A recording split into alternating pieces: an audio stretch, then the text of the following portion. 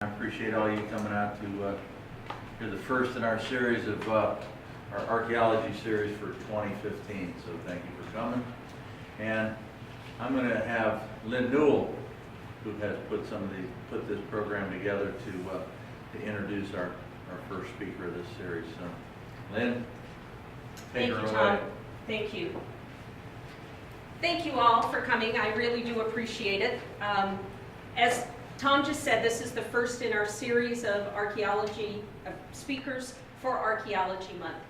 Every state has the opportunity to designate a month as Archaeology Month, and usually the governor makes the decision about which month for that state will be Archaeology Month, and the governor here has said this will be in October, and this is our third year of doing this. And there are a lot of events that happen throughout Ohio to celebrate Archaeology Month and to help talk with people about this, because archaeology is an important science, it's an important discipline, and what we're trying to do this month is to focus on the science part of archaeology. And I think you're going to see some very good speakers that are talking about what is the most recent thing, what are the kinds of things that archaeologists do to be able to find out what's under the ground. One of the most important things is to be able to protect and preserve these sites. And our speaker tonight is an expert in this field. And he works with an organization that is known for preserving and protecting archaeology sites throughout the United States. And that's not an easy thing to do, and it's not something that to be taken lightly, because their archaeology sites differ throughout the continental United States. And being able to identify those that are in jeopardy or those that are in need of protection is important, and then being able to find the funds to be able to buy those that you can buy. Some are donated, as Josh will tell you, but it is an important factor. And I'm just going to say, as somebody who's new to Ohio, it's even more important here in Ohio. These are pristine sites here that you really don't find many other places. And protecting the mounds, protecting the earthworks is something that we all should be involved in, those of us who care for archaeology and appreciate it. So it is my great pleasure to introduce to you Josh McConaughy, and he is, for the last 6 years, has been the Associate Director in the Midwest region for the Archaeological Conservancy, and he is an OU grad. So all of those of you who are going to OU, you know how to say hi to an OU grad and alumni. Thanks, Lynn. All right, thanks for having me, everyone. Happy Archaeology Month. As Lynn said, I'm the Associate Director for our Midwest Regional Office of the Archaeological Conservancy, and I'll go into more about where our other offices are.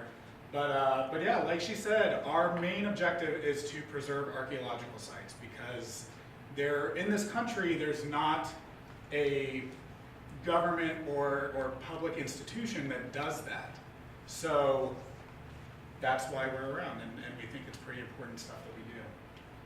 So one of the biggest reasons why we think it's important to preserve archaeological sites in this country and all over the world is because archaeology is a science, and it changes immensely. In the last 100 years, 100 years ago when people came to Ohio, archaeologists were coming to Ohio and digging sites. Their version of digging a site was taking a bulldozer and putting a big trench through a mound and picking out, throwing out stuff that they didn't think was very cool, and taking what they thought was neat and shipping it off to Europe to be in museums. So archaeology is still an evolving science. Even in the last 10 years that I've been studying archaeology, new technologies have come around that allow us to study these sites more efficiently, and by doing less disturbance to the sites in the ground. Like remote sensing and ground penetrating radar is a really big thing that I know Jared, who will be here next week, is going to talk about, and what he does is so cool. To be able to give us pictures of what a site looks like without ever picking up a shovel is pretty awesome. So we kind of look at the major causes of site destruction in this country as that they usually fall into these 5 categories. Depending on where you're at, some categories are more destructive than others, and depending on what century you're in too. Nowadays, development is definitely the biggest destructor of archaeological sites, especially in places like Athens or main cities. In general, Native American people like to live in the same places that we do. So they tend to have habitated in these sites that are the first places that development happens. Erosion can be a big problem, and agriculture, especially in the 1800s, was a really big problem for archaeological sites, and still is today. Even in agriculture, though, but going back to an evolving science, we have sites that we have preserved that actually we have agriculture done on, because there's no-till farming that they can do now, where, I don't know if anybody has studied archaeology, but there's usually what you call a plow zone is this disturbed layer of the site that's already disturbed and been plowed up for 100 years. So if we have a site like that that is prime agricultural land, and somebody can do no-till farming, which doesn't disturb the deposits underground, it can still be a valuable natural resource. Looting and just plain out neglect are also big problems. Even nowadays, looting, we still hear about news stories about people looting archaeological sites to try to find those cool artifacts. So I wanted to say, this is a picture of the Edina Mound in Ross County, Ohio, taken in 1901. So the Edina Mound is where, in Ohio, you've probably heard of Edina and Hopewell. They're these names that we've given to Native American populations that we really don't know who exactly they were. They're not like the Cherokee or the Shawnee, because we don't have any written records, we don't know who exactly they were, so we give them these arbitrary names. The Edina are named for this mound, which was a mound that was located on the farm of, I think he was a governor of Ohio, and his farm's name was Edina, and so this was the Edina Mound, and this was in a field. As you can tell, there's corn or something planted on it. So this was 1901, over 100 years ago, pretty undisturbed. And this little bump in the road is what is left of the Edina Mound now, which is pretty sad, especially considering it's the namesake for so many, a whole grouping of sites that we think about. So this is definitely an example of development destroying an important archaeological site. This is another example. Marietta, Ohio was the first town I think it was the first town that was founded west of the Ohio River. Does anybody know? I have no idea. 1788. 1788. Wasn't it the first settlement in the Northwest Territory? Yes, the Northwest Territory, yes. So basically, white people are moving west, and they cross the river and have literally millions and millions of acres to pick from where they want to put a town, and they decide to put a town right on top of an important Native American earthwork. So you can see this is a Squire and Davis map, which they mapped a lot of early sites in Ohio, and you can see the embankment walls, and right here is a large burial mound that is called Conus Mound, and it actually is still preserved within a cemetery in Marietta. So you can visit that mound today. And parts of the wall are still preserved, but for the most part, this site is obliterated by the development of a town. Circleville, which is a town that's not too far from here, is also a town where there was a really big earthwork. As you can see on this map, there was a giant circle and square attached to it.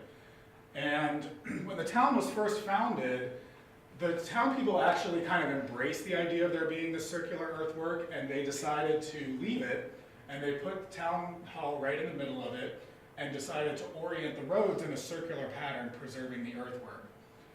By 1856, which probably was not that long after the town was founded, there was a commission that they called the Circleville Squaring Company, was commissioned to petitioned the town and the people to square off all the round roads because they didn't think that it was convenient.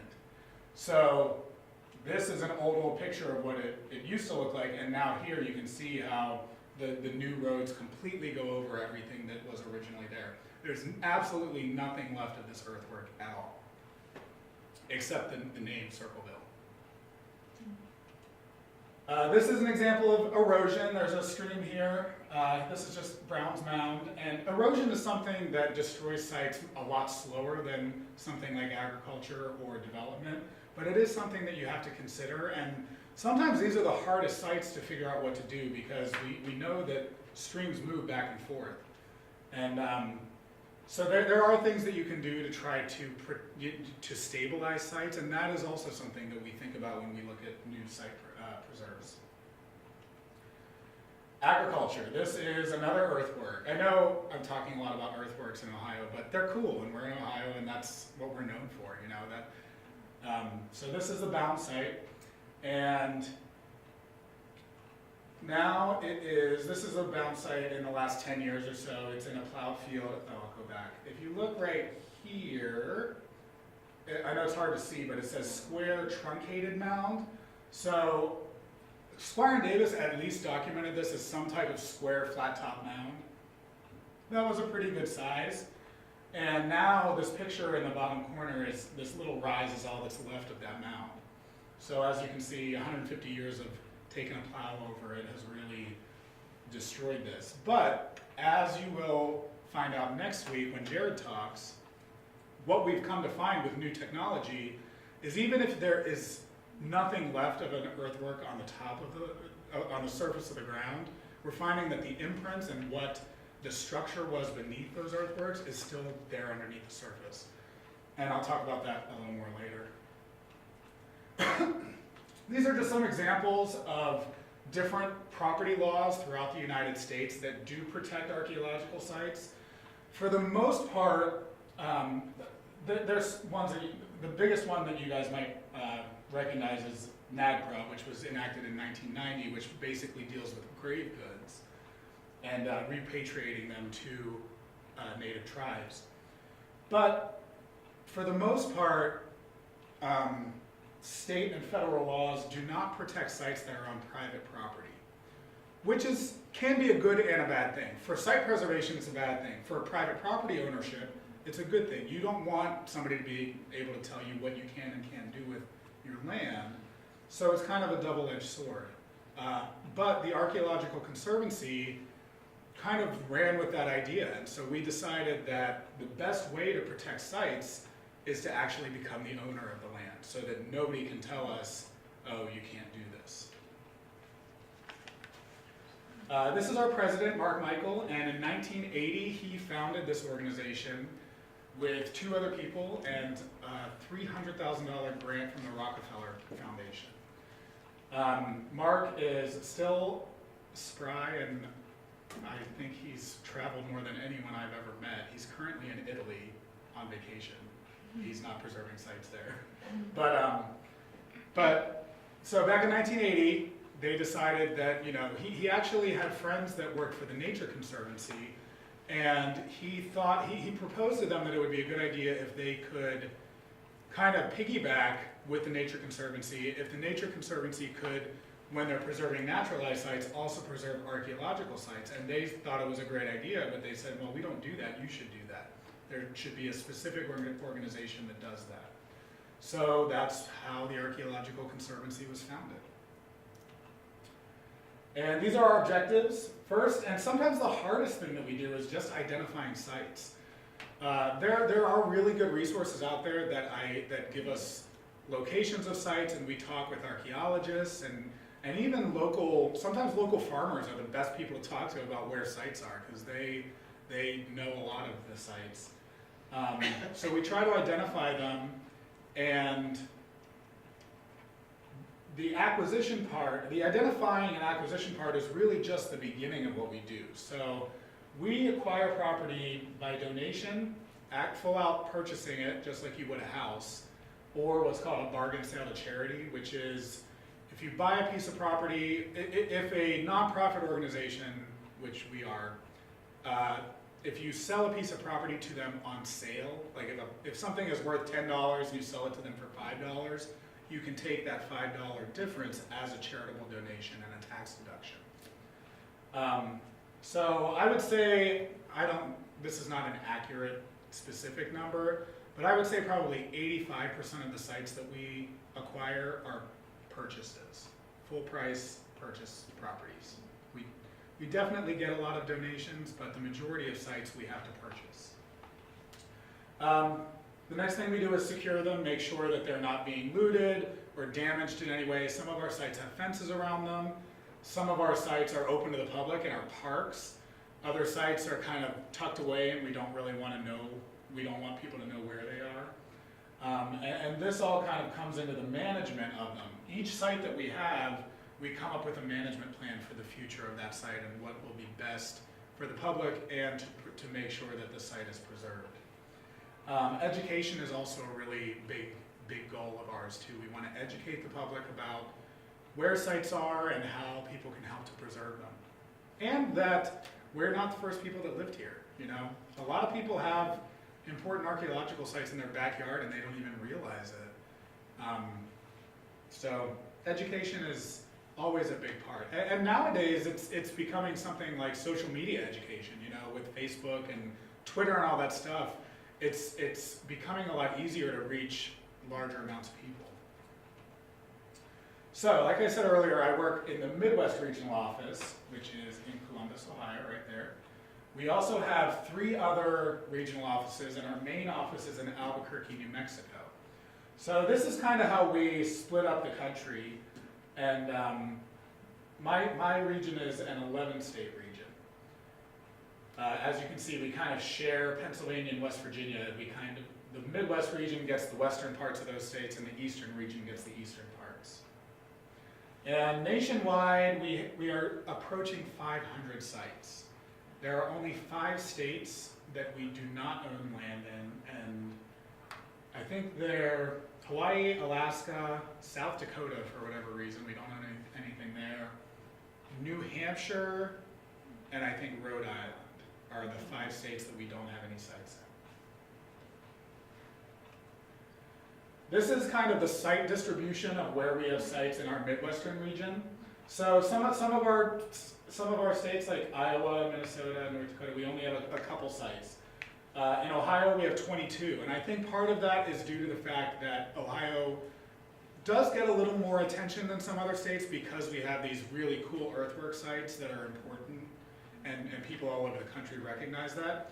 Also, I think it's a proximity thing. It's a little easier for me to visit a site that's in Pickaway County than it is to go to North Dakota. So that helps a lot too. So for a long time, our organization was, we're a nonprofit organization. We have some money, we have members that give us money, but for the most part, anytime that a new site came up, we had to specifically fundraise for that site. And there were times that we lost sites because we couldn't get the money in time, and sites were lost because they were sold to somebody else. So I think this started in the mid-90s. One of our donors, who is super rich and one of our big, champions for the Archaeological Conservancy, came up with what he calls the POINT program, and it's the Protect Our Irreplaceable National Treasures. And he decided to give us $1 million if we could raise $1 million. So he gave us a match grant of $1 million. And this is really kind of what kicked us into kind of from JV to varsity level, We were able now to have money in the bank so that when a site came up, if a site here in Athens County was about to be destroyed and we found out about it, we could say, oh, we're ready to go. You need $100,000, here it is. We want to buy it. We are now in our 5th round of our POINT program, and we have POINT sites all over the country. And it's really enabled us to protect a lot more sites in the past 15 years. Our 300th site is a site called Fort Salem, and it is here in Ohio. What's the name of the town? I always forget. Oh, it's Lynchburg, which I didn't know that towns were still named Lynchburg. But this is in Lynchburg, Ohio, which is kind of on the way to Cincinnati. And it is a Hopewell earthwork. We purchased it in 2005. And as you can see, this old map shows this earthen embankment all the way around. There's a stream right here down below. And there's this kind of double mound here towards the middle, which you can see in this picture. The cool thing about this site is we're pretty sure that this site has never been plowed in the entire history. For as long as we can go back, it was a cow pasture, and there are these big beech trees on it that are probably at least 200 years old. So it looks like archaeologically, this is a really cool site research-wise, because we can look at a site, we can look at the earthwork, and what you see there is maybe a little eroded, but not much. It's probably pretty much what it would have looked like 2,000 years ago. And this is one of our sites that has become more of a public park. It's right along a road, and we actually have a great neighbor who lives across the street that has really taken it upon himself to turn this into a really nice public space for people. And people visit there all the time. It's a beautiful site. This is kind of cool. Jared, I doubt Jared will talk about this site, but this is Jared Burks right here, Dr. Jared Burks, who is coming to talk to you guys. And one thing that he does is he uses this ground penetrating radar and different signatures that he gets from this technology to give us a picture of what earthworks look like. So if you go back, this is pretty circular with these mounds kind of here. This is the only map that we had of the site. And when Jared ran his equipment over it, the shape obviously is very, very different than what that map shows. Which a lot of the maps the old maps that we have, some of them are really, really accurate and some are not at all. So it just kind of depends. But this is an example of how new technology is really helpful in archaeology nowadays. Overton, Glen, Hill Fort is another earthwork site. We're not sure if this is quite a Hopewell site. It might be a little earlier than that. And it technically is not in Ohio, but I like to include it because it's in the little tip of Indiana that 275 stretches into right around Cincinnati. This is a site, and has anybody heard of a site called Shawnee Lookout? It's a state park that actually you can see from this site. And we think that these were hilltop fort enclosures that could have been connected because they were visible from each other. But this was a site that we preserved back in 2012, and it was one, it shows you the old map here with the earthen walls, and there's mounds inside. There's actually 2 fingers of mounds that stretch out on these ridges here. And members from the University of Kentucky did some research here. The research actually was done because this was going to become a housing development. It's in a prime spot for development. It's this big bluff top that overlooks a beautiful valley. And luckily, the recession happened and they lost all their money and they couldn't develop it. So we came in and we knew that eventually this would become a developed piece of property. So we were able to utilize the research that the archaeologists did to pinpoint where exactly the site is, and we were able to purchase, I think we purchased about 40 acres here to preserve pretty much all of the site. We didn't get this little bit of a mound up here, but we got all of this and the entire enclosure here. And this is cool because they think there are accounts even back in the early 1900s of a lot of this wall being stone and not all just earth wall, which we find that a lot of the mounds and the earthworks, some of them were lined with stone, some were completely made of earth, some had bare dirt on them, some had vegetation, so there were all different kinds of earthworks all over Ohio. And this is it's also pretty well preserved. It's hard to tell in pictures, but you can see here, this is one of the better preserved areas of the mound, of the wall. And the walls are probably 3 to 3.5 feet tall still. And this is a group down in that area that, kind of like you guys, they're a historical society down in the Cincinnati area, and they were visiting the site. Town Square Mound was recently donated to us, one of our few donations, which we're really excited about. And this is across the Ohio River in Kentucky, but it's really close to Portsmouth, if you guys know where that is. It's in Greenup County. So this is a mound that until about 2 years ago was not even technically considered an archaeological site. It was not documented with the state at all. And it is a huge mound. It's 22 feet tall and about 80 feet wide. So that just goes to show you that there are still lots of sites out there that we might not, this was definitely known about, but it wasn't a formally documented site. And a big part of that probably is, the mound right here in this picture is really nicely manicured and they mowed all the weeds off of it. When the weeds were high, it was a little hard to see. But it's a really big mound. And down here you can see this map that shows the topography. The Ohio River is right over here. This is a little creek that flows into the Ohio. And so this was a great success story for us. We had a couple Archaeological Conservancy members that lived in the area and found out about this mound, and one of them happened to be a real estate attorney. So he did some research and found out that this site was owned by a bank. And it's in a housing development. I don't know if you can really see on this map, but there's roads right here. There's like a road that kind of comes right in front of the mound. And there's houses all around the mound, but for whatever reason, the mound had not been destroyed yet. And he orchestrated, his name's Charlie, and Charlie really took it upon himself to campaign for this mound to be donated from the bank to the Archaeological Conservancy.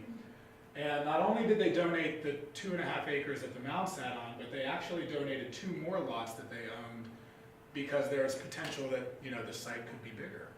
So we back in, I think this was in May, we had a dedication ceremony and like a deed transfer. It was really, really cool. The bank came and we had members of the Kentucky State Historical Preservation Office there. We had government officials there. It was really an exciting thing for us to get to be entrusted to preserve this mound. The other cool thing about that mound is, so does anybody have any ideas about, you know, generally what a big mound in the middle of nowhere, what time period it might date to in general?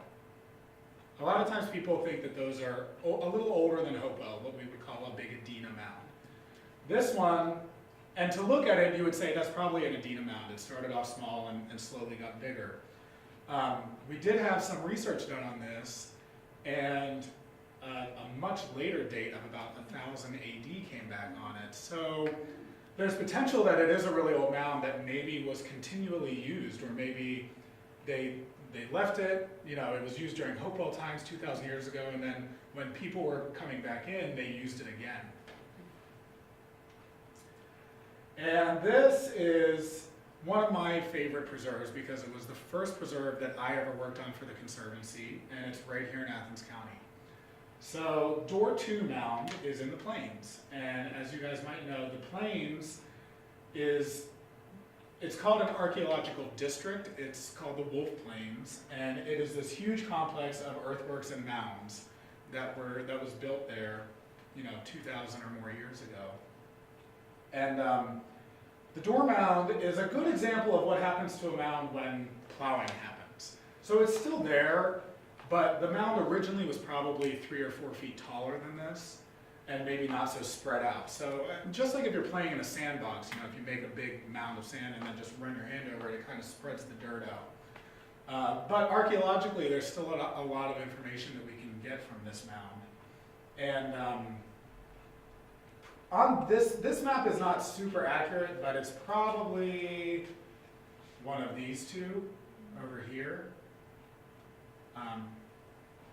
And if you guys are ever, if you haven't been to the Plains, you really should. There's still really cool mounds that are left there. One of the biggest ones is Hartman Mound. I don't know why the name was slipping my mind. The Hartman Mound is still really, really well preserved, and it's huge. It's really cool to go see that. Okay, so since we're in Ohio, you can't talk about Ohio and archaeology without talking about Chillicothe.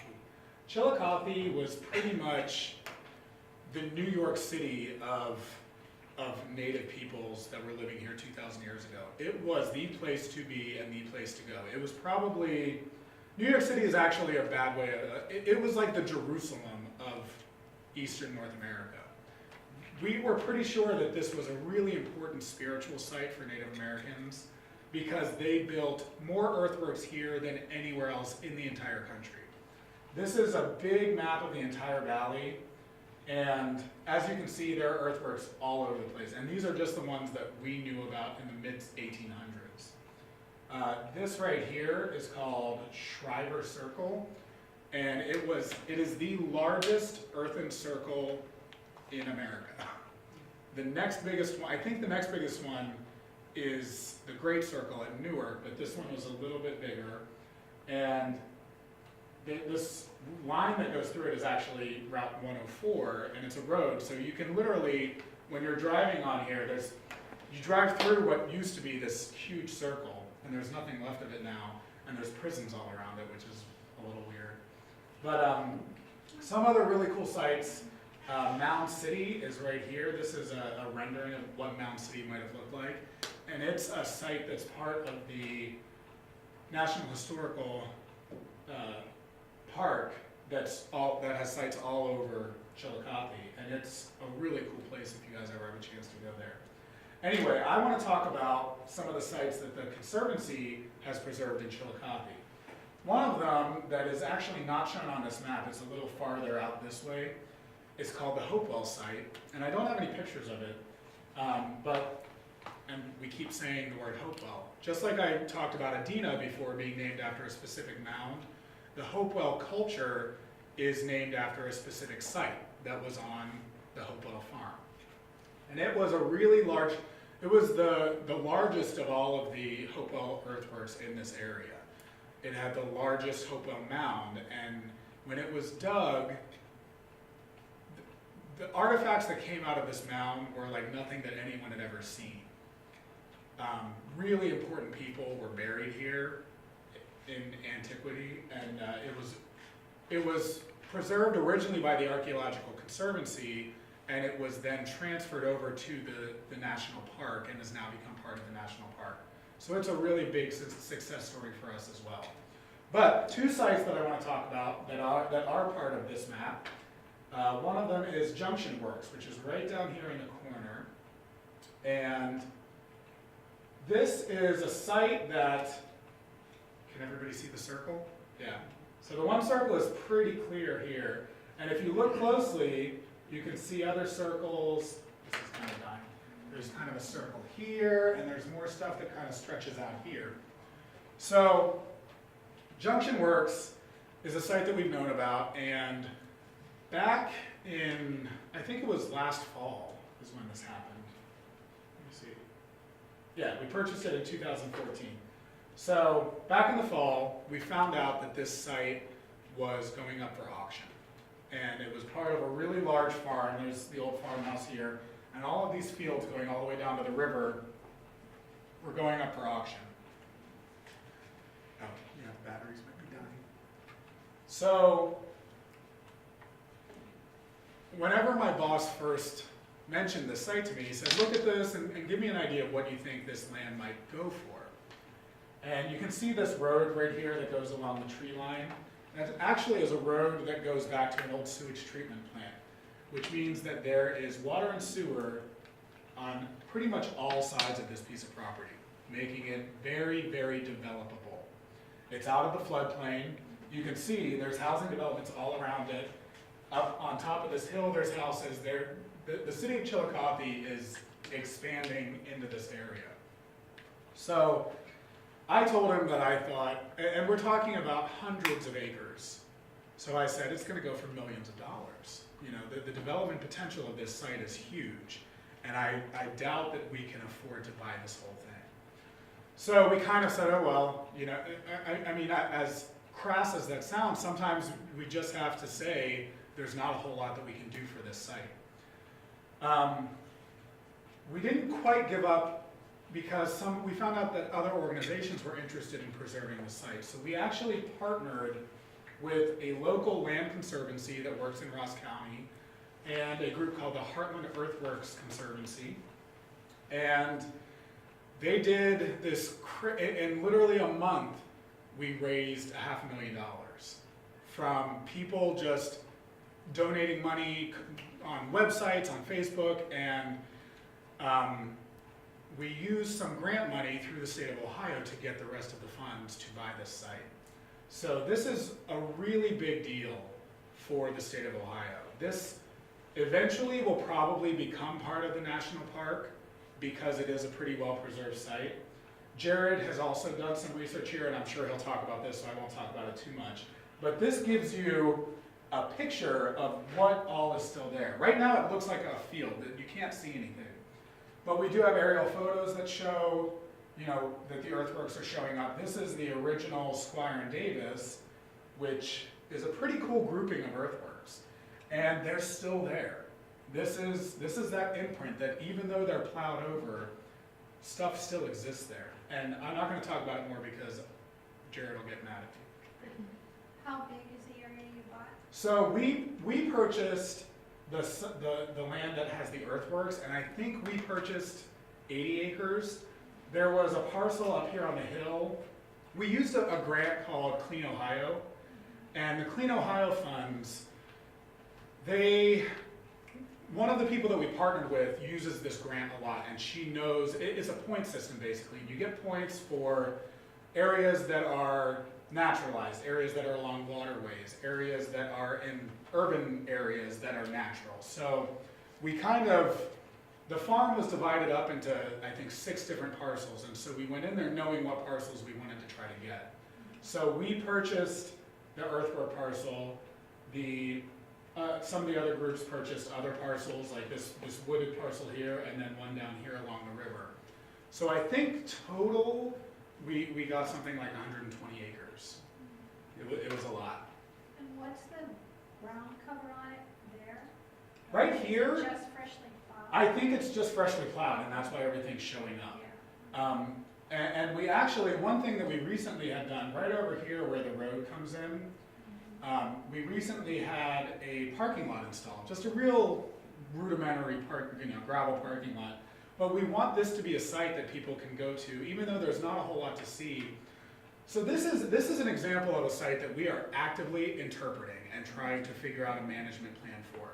We're trying to figure out, how do we make these earthworks that are still there? They're there, and we can have this map there, but how can we make them visible for people when they're walking there? Do we grow different vegetation where the earthworks are, or let the vegetation grow up there to so that you can literally walk and stand inside, walk through this entrance to this circle. So it really is something that we're actively interpreting right now. And Jared will be real excited. Even just humor him, even if you think that it's dumb, when he talks about this thing right here, act like it's the coolest thing you've ever heard of in the world. He'll get a kick out of it. And don't tell him I said that. Okay, so this is another site that is less than a mile away from Junction Works. So that big map of Chillicothe, I kind of zoomed in on it. Here's Junction Works right here, and this is something called the Steel Works.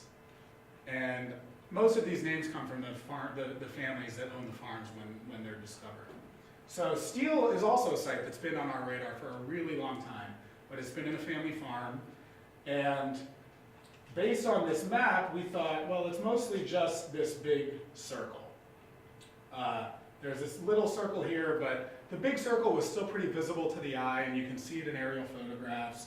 So Jared did his work and found out that there is a lot more there than just this circle.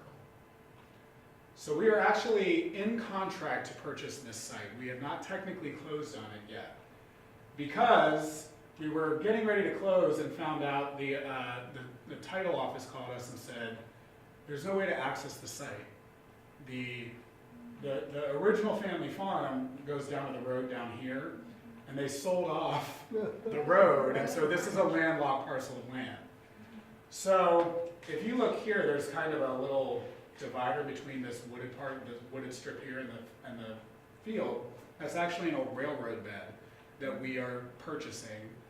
And that will give us technical road access. And what we're also hoping is the railroad bed goes right down here. So long term, we're thinking bike path to connect these two sites. It'll be a great way that we can prime these sites to be eligible to be included in the national park and really show off how important of a place Chillicothe was. So anyway, but this is a good example of a lot of my job is, it's not the exciting thing about going out and finding sites and managing them. A lot of it is calling lawyers and figuring out, all right, how do we get access to this site? You know, how do we get an easement or something like that? A big part of this is simply land acquisition. And on that note, a lot of times people think that an archaeological site on a piece of property makes it more valuable. Valuable to who? Because I guarantee you this land is worth a lot more as housing lots, or even as an agricultural field. Would you guys pay $50 to go look at a field? Most people would not, or you might do it once in your life. So the aspect of archaeological tourism is not really there yet. But a lot of times we have to deal with that with landowners when they say, oh, this is a really important site, you should pay me extra for it. So that's sometimes a problem that we run into. Okay, winding down, one other big thing that our organization does is we do a quarterly magazine called American Archaeology, and I brought some for everybody today. Feel free to grab as many as you like and give them to friends or whoever. It's a magazine that we do talk about what we do, and we talk about sites that we've preserved and new acquisitions. But we also just talk about cool stuff that's going on in archaeology in North America. So there's really, really interesting articles in here. And if you guys are nerdy about archaeology, you'll probably really like the magazine a lot. But we're in our 19th volume. This is kind of something that started off as a newsletter that we would send out to our members, and we developed it into a really nice magazine. Another cool thing that we do is we give archaeological tours. And all of our offices do tours. Our Southwest office does tours down into Mexico and Mesoamerica and all over the place. And here in our Midwest office, right now we have 4 tours that we do. I just finished a couple months ago the Mound Builders tour, which is basically in the southern half of Ohio. And coming up, we have our Northern Plains tour in North Dakota, where you get to see buffalo and cool stuff like that. And we do an effigy mounds tour. Effigy mounds are mounds that are in the shape of animals, or even there can be human effigy mounds. And up in Wisconsin and Iowa, there's tons of effigy mounds up there. So that's the tour that we do there. And our Cahokia and Mississippian tour is in Illinois and Missouri. And Cahokia was this big kingdom that existed down around where St. Louis is, and we toured that area. So that's a cool part of my job too. I get to go to different places. These are pictures of our recent Mound Builders tour. This is Brett Ruby, who's the archaeologist at the National Park, and we got to go behind the scenes and see. It's a little hard to see, but these are ancient artifacts. These are copper breastplates that were found at Mound City, found at these sites in Chillicothe. There is, you can't really see it. There's a giant, like literally this big obsidian blade that they have that was found there. So all of these awesome grave goods they have on display there at Mound City. And this is Miamisburg Mound, which is the largest mound in Ohio and the second largest mound in the Ohio River Valley. The first largest is in Moundsville, West Virginia. But it's 80 feet tall. It's a huge mound. So these are just some of the cool places that are open to the public that you can go to in Ohio. obligatory post about our website and like us on Facebook. If you live in the Stone Ages, there's our address that you can send me mail to. And if you grab a magazine too, it has all that information in there as well. So, but I always encourage people to, a really important part of what I do is this right here. It's educating people about the Conservancy and about sites that are in your area. But also, I know we have archaeological students in the room, and a big part of what I do is depending on the public and archaeologists to tell us about new sites. So if you guys are working somewhere and you come across this site that's, you know, been in a family for 200 years and it's really important, let us know, because that's how we add to our portfolio of important sites all over the country. It's a really, really important thing that we do because there's nobody else out there doing it. In countries like Greece and Italy, their archaeology, number one, is really, really impressive. It's these, you know, 1,000-year-old stone structures that bring in a lot of tourism money. So they are owned by the governments, and they're run by the government, and they're well funded.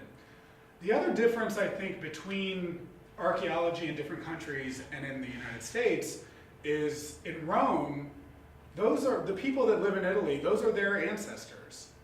Here in the United States, the people that built these awesome things and lived in these places are not our ancestors, are not, in general, white people's ancestors. So I think that for a long time, there was a lot done to negate the importance of it in this country. So it's really important that somebody is there to preserve it. But I think that that's a big reason why archaeological preservation is so far behind in this country. So anyway, does anybody have any questions about anything? Yeah. Okay, so a lot of these mounds are mostly southern Pretty Ohio, much, yeah. Pretty much. Do you know if there's like any education going on in the schools around there that? I didn't go to school in Ohio, and I think it's in the 3rd grade. I think history classes learn a little bit about mound builders culture in Ohio. So I'm thinking back when I was in high school or elementary school, and I never knew any of this stuff until Yeah. I came here and they actually told me about Right. these mounds. So Does anyone know the answer to that? I'm from Dayton, and we did school field trips to a couple of different Yeah. places. So I think that there is some emphasis on it. I was recently up in Michigan, and there is a husband and wife teacher couple that are they're just nerdy about archaeology, and they teach a natural sciences class. So they actually have developed an archaeological course in their high school, which I think is pretty cool and doesn't happen a lot. So they, like on the school grounds, they do archaeological digs. And a lot of it is historic stuff, you know, but they find prehistoric things too. So I think that early education is, there's not a whole lot there.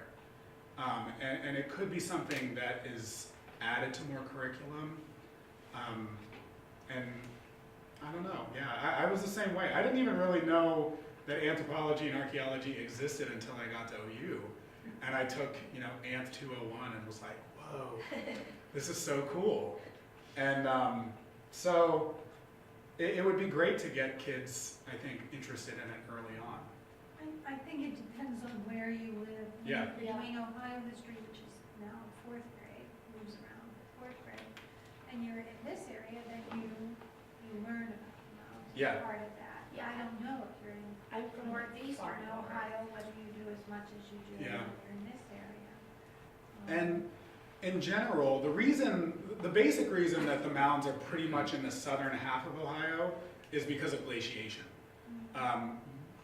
Most of northern Ohio was glaciated, and for whatever, we don't know why, but for whatever reason, these people 2,000 years ago, they like to build earthworks. So it kind of cuts across, you know, if Ohio is just a square, it kind of cuts across Ohio this way, right along that where the glaciation stopped. They liked this area Just like how Athens is. Like if you drive north up 33 a little bit, when you get to Lancaster, that's where the glaciation stopped. And you can easily tell, like as I drive down here from Columbus, you see the hills suddenly. And I think that that's what Native people saw. They were moving all over, and they thought that this was a cool place, geographically, you know? And that's a big reason why we see this huge deluge of earthworks in this area. Yes? Can you talk briefly about your management plans? What in general is involved when you're talking about managing one of these sites? It really depends on each specific site. So we have some sites, like Fort Salem, that the end game is to make them public parks, like Junction Works, sites that are really accessible to the public. Even Door Mound, when we purchased Door Mound, part of that, because when we first purchased that mound in the plains, the bike path did not extend up to Athens High School, but they were talking about doing it. And so we thought this would be great if the bike path literally goes right past this mound, and we can have a little bit of it that goes over to the mound, and if high school kids are walking past this and there's just a sign there, just to give them some indication. So we have sites like that we really, the end goal is to make them open to the public, educational spaces, that for the most part are not going to be dug. We have certain sites that are really research preserves, and that for decades people have been doing research at. We have other sites that are just kind of waiting in the wings because of where they're located, maybe because there isn't a university. Archaeology is really expensive, so usually you get cheap labor when there's university students who are doing a field school or something, and that's how a lot of sites get dug. But yeah, it just kind of depends. Some sites, we have sites up in Minnesota and Wisconsin that we've entered into what's called a managed forest plan because they're primarily forested.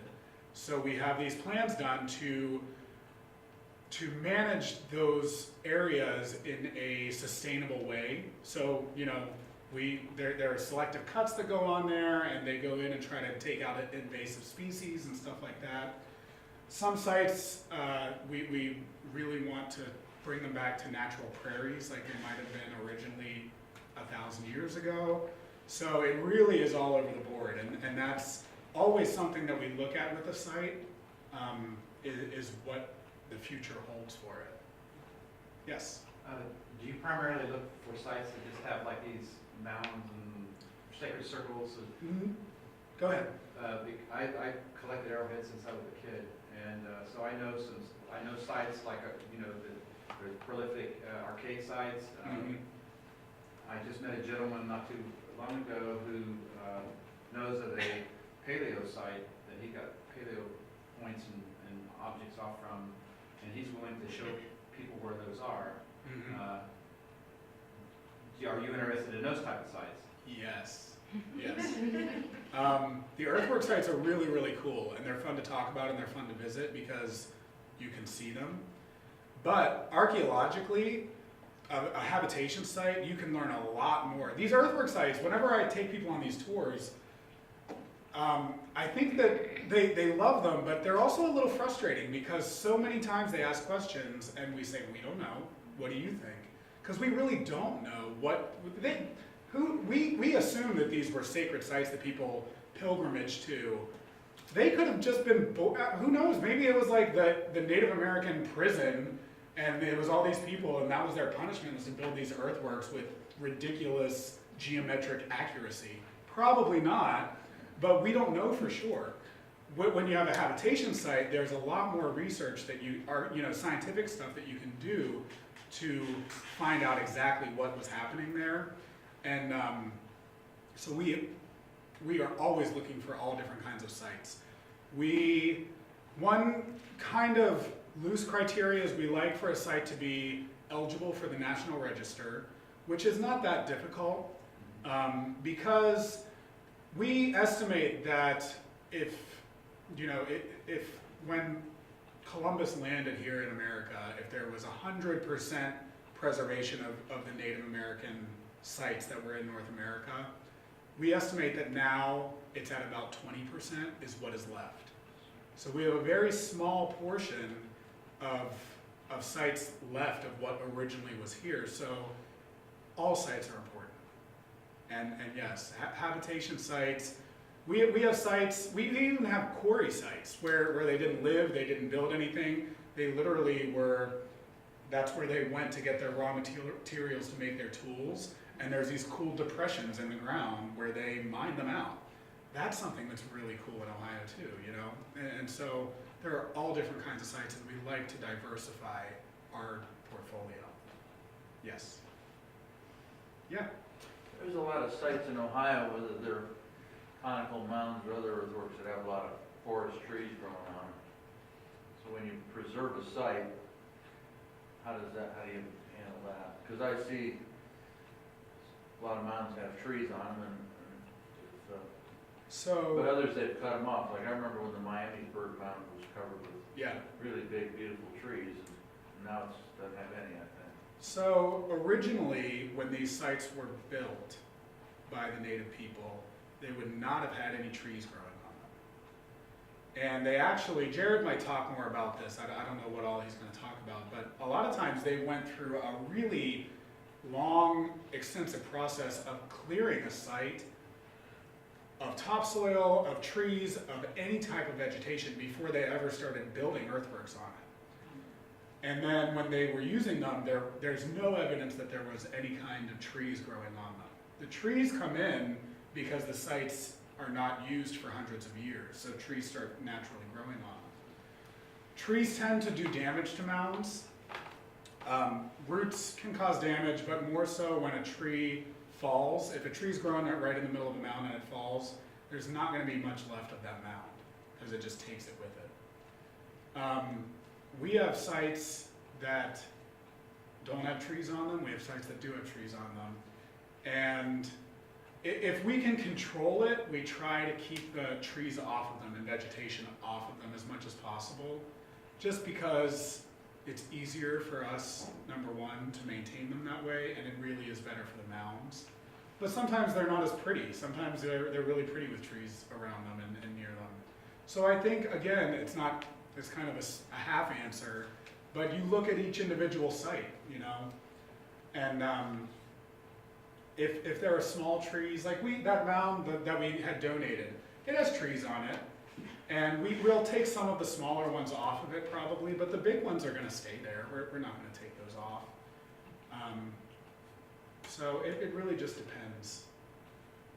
Well, I remember when the Miamisburg Mound had all those big trees. They were absolutely gorgeous. They are. They're beautiful. Somehow it just doesn't look like quite the same place anymore. They have a big stairway going up that's made of concrete. They do, yeah. The trees were natural. To me, it's not about what I think about it, but I thought they added to it where the stairway, I think, doesn't. And I think it just depends on what you want the site to be. For a site that's a park, trees are nice, yeah. I mean, what would College Green be like without trees on it? Pretty unappealing, you know? So I think that trees can be a part of an archaeological preserve if they're managed properly. But in general, like I know for the Ohio Historical Society, like for the Great Circle at Newark, is this huge earthwork that has giant 200-year-old trees on it. And I'm pretty sure that their policy is, as trees die and fall, they are not replanting new trees. They're not taking them out, but it's mostly because the trees can damage the sites. Yeah. Yeah, that's what I was going to say. I think the root system would disturb whatever's down below. I mean, especially a skeleton or something like that. It can, yeah. And So rodents do too. Some, for whatever reason, like gophers and moles love mounds. Probably because it's not dense clay like a lot of other areas. It's easier for them to dig in, but they love them, yeah. So are there plans to excavate all the sites, or So- do any of them just get kept the way they are because they were sacred? All of our sites are research preserves. That's a really big part of why we protect sites. We don't just protect them to keep them in a closet. They're research preserves. Archaeology is a science that we are very in support of.